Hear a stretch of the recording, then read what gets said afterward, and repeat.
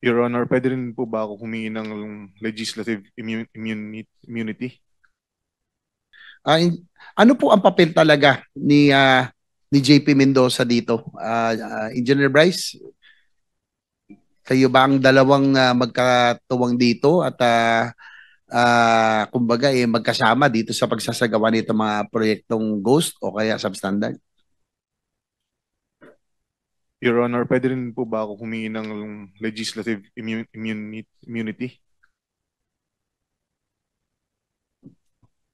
Nasa chairman, Yeah, I leave it to the members. Shall we? Anyway, there are conditions, ano? At maliwanag yung condition. Basta kung sasabihin mo yung lahat ng katotohanan, Lahat, wala gaya kang ng tatago. sabi ni Senator ng ating chair, basta po ay nalaman, natuklasan na kayo ay nagsinungaling, babawiin po yung legislative immunity na ibibigay siya at protection. Mr. Chair, pwede ko bang tanungin muna si Bryce, bakit sa House hindi ka humingi ng legislative immunity? Bakit dito humihingi ka? Your Honor, ngayon ko lang din po nalaman na meron po palang ganun na pwedeng gamitin. Pasensya na po kayo. Okay, that's clear.